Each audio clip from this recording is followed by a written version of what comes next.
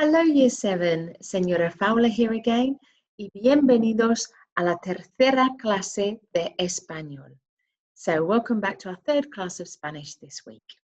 So to start with, please write the title, Tienes hermanos, in your books and underline it with a ruler, and also write the date in Spanish and underline that with a ruler.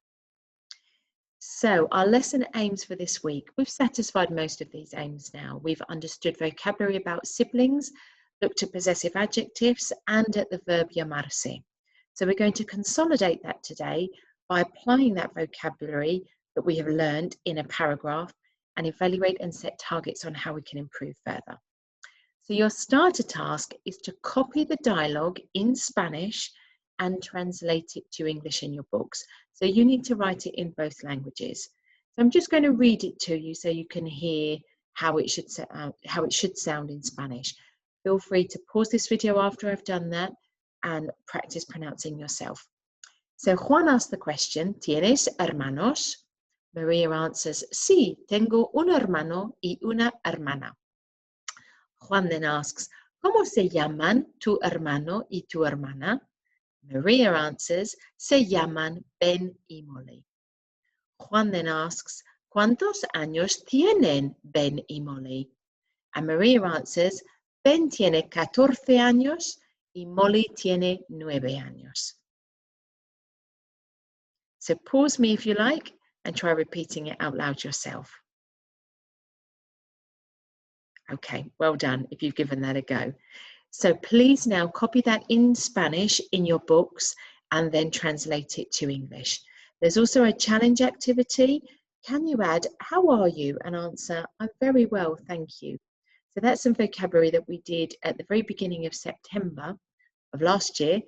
So have a go at doing that as well. So pause me and complete that in your books now. Excellent, well done. So hopefully you didn't find that too challenging to complete. And this is the translation. So please use a different colour pen and correct your work. And just cross it out. If you didn't get it quite right, then just make a note so that you've got an accurate record of how to do it in Spanish and in English. And hopefully lots of you got the challenge question. So, ¿qué tal? You could have asked for how are you, or you could have said ¿cómo estás? As well, that would have been fine. Estoy muy bien, gracias. I'm very well, thank you. Or you might have just said estoy bien, gracias. That's fine as well. Or estoy fenomenal. That means I'm really, really good. And that's great. Okay, so today's class, as I've said, is going to be consolidating learning from this week, writing a paragraph about siblings. I will set some short home learning for the week as well, and then just a final plenary activity at the end. So let's practice what we've done so far.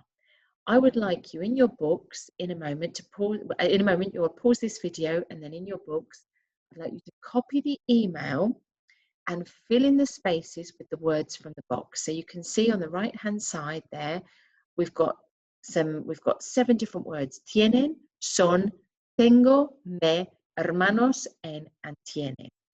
And one of those goes in all of the spaces, but do be careful. I've been a bit cheeky and I've put one word too many in there just to make sure you're really paying attention and hopefully really check your understanding.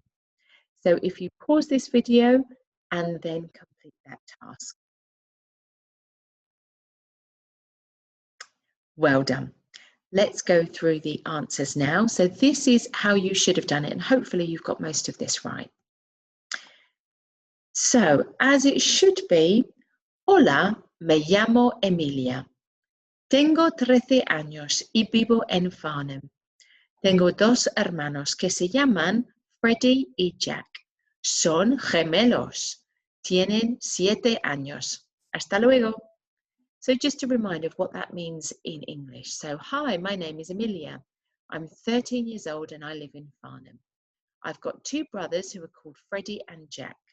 And hopefully you remember this from the first class. Son gemelos, they're twins. And they're boy twins. We know that because it's gemelos.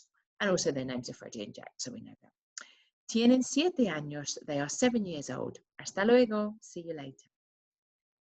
So please mark your own work and hopefully you got 6 out of 6 for that. I would now like you to pause this video and try reading the email out loud. So if you could do that now, that would be great. Excellent, well done.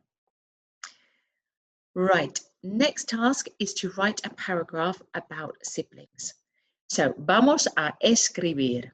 So using the email from the previous slide as a guide, and you've got a note of that in your books now, I would like you to write a minimum of 20 words about your siblings.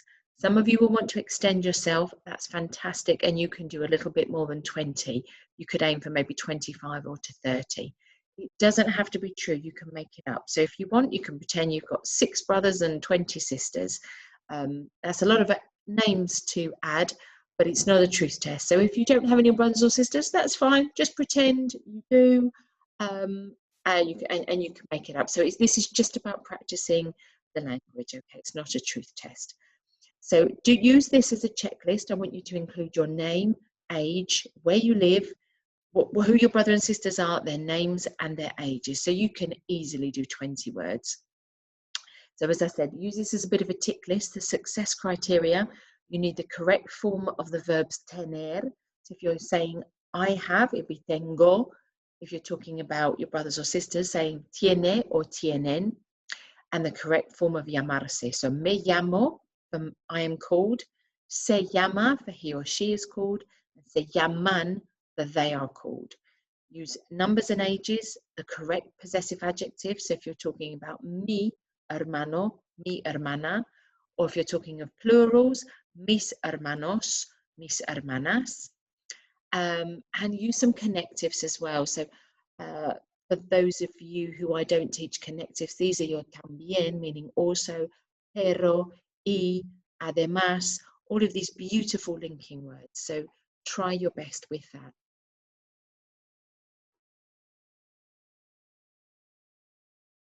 Excellent, well done. Hopefully that wasn't too challenging and you've been able to do that.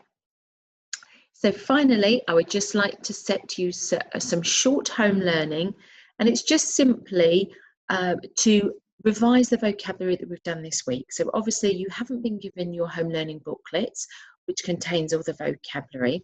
So I've done a picture of it for you, and this looks a really long list, but it's not, because there's lots and lots of repetition. So I would like you all just to try learning as much of this as you can, because it will put you in a really, really good position for next week when you get your home learning booklets and your teachers set you the exercise tasks that week.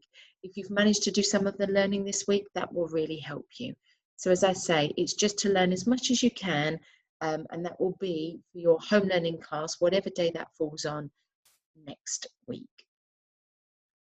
Okay, and finally, the last activity is I would like you to write down what you have learned today. I'd like you to set yourself a target for improvement. Excuse me. Set yourself up a target for improvement. So perhaps if this week you haven't quite understood the possessive adjectives, or you've made a few mistakes with that, set yourself a target to really learn that and to practice that. I'd like you to take a photo of your work from today and upload to Google Classroom for your teacher to review.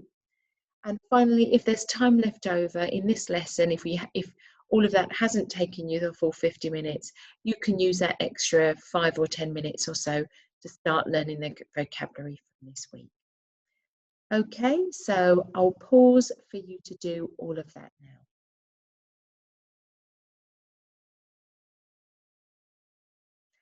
Excellent, well done. Well done to all of you for all of your efforts this week. And all of us teachers are really looking forward to seeing you again next week. So, muy bien, muchas gracias y hasta la semana que viene. Adiós.